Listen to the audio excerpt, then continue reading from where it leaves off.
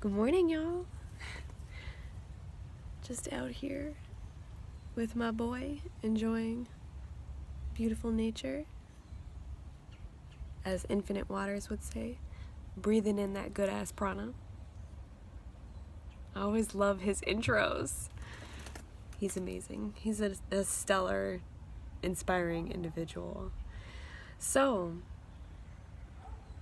I'm feeling very antisocial this morning.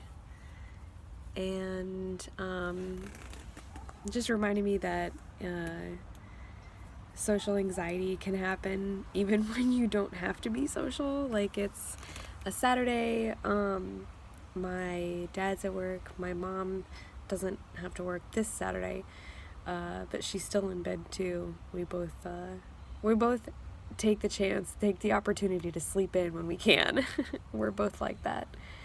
And even though I'm like, I have no obligations or anything like that today, I just feel like I'm really not about to be social today. And it's kind of hard to describe social anxiety because anxiety takes so many different forms. And I've had anxiety attacks or panic attacks. They felt a little bit different, panic attacks versus anxiety attacks, but it's like, I don't know, sometimes they just escalate when you're around other people. And I really like all of the the comics that have been drawn, because I'm a very visual person, so I really like all of the visual representations of what anxiety looks like to different people, and I've found them all to be very true, all equally true to different extents, or just applying to different facets of my life. And for me, social anxiety and having to step out into the world once you leave your bed or once you leave your room feels like, to me, and I'm like a very metaphorical analogy using type, because I feel like it helps people to understand things that they can't understand if they put themselves in the mindset of something that everybody can understand. So I just woke up. If y'all didn't tell, that's why I'm like all. Anyway, I had to just like cancel that thought just now. Like, don't apologize for looking the way that you look. You look the way that you look. You can't really do that much about it except maybe put makeup on, but then what would be the point in that? Like, I'm here to be authentic and real, not show y'all what I look like first thing in the morning when I first wake up. My anxiety, when it feels like social anxiety and stepping out into the world, feels like when a kid, like a little kid, like probably a little older than toddler, but they're like too big to be dragging around on your leg anymore. They're like kind of heavy now. They're like a little bit older kid, but if they latch onto your leg, you'll still drag them around the house, because if you're in a good mood, it's fun and it's hilarious to watch them and to hear them enjoy it. But sometimes you're just like, man, I'm in the middle of something right now. You can't be doing this to me. Like, you can't be. That's how social anxiety feels. You feel like, I have to go somewhere right now. Like, I have to go to the grocery store. I have to go to this social engagement that I already told my friend I would, be there for. And hey! George is eating grass. I need to take him on a walk. It feels like sometimes you're on like the fun side of the drag where you're just like, I know you're there, but you're not gonna bother me, you know, like I can't be bothered today.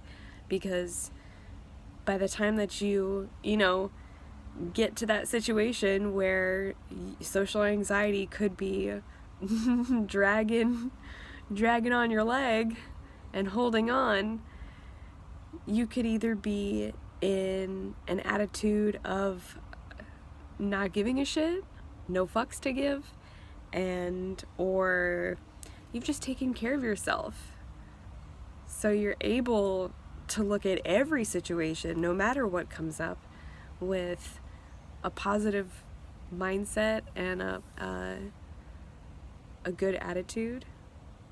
And sometimes there have just been other somebody hit one domino, that one domino got hit in the morning sometime, and it's just been knocking over all of the other dominoes, and you finally get to the point, like, you know, mom or dad coming home after a long ass day, and the kids just want to play and they want to drag on you, or worse, they're having a terrible day and they grab onto your leg and they're just crying, and you're like, I have to drag this around now, but I've had a shit day. It's kind of like that. It's kind of like whenever you want to step out into anything, you're stepping into a situation where your social anxiety could be this little kid who needs attention of some kind and is telling you not to go any further, or won't let you pass, won't let you move on with your life and move forward. You have to drag it with you, and you can either drag it in like a humorous way where you're kind of just like, okay, here you are, I know you're there, you know, like you don't go away, you just, you know, sometimes you're dragging and sometimes you're not. I hope that makes sense. Does that make sense? I'm trying to paint a picture of like a little kid who's either in like this happy, fun, giggly mood and is trying to drag on your leg, and you're just like, okay, I know you're there, and you know, it's, I have things to do anyway, I gotta push on. Or this kid who's like, don't go. Maybe that's the distinction I need to make, is like, sometimes you come home and you're like, yeah, I'm comfortable being alone today, I'm comfortable with my, you know, social wall. And sometimes when you're trying to leave, they're like, no, you can't leave, you can't do this, we need to be by ourselves, like, I need attention. And maybe that's a good sign, maybe that's a good indication that maybe I need to pay more attention to this.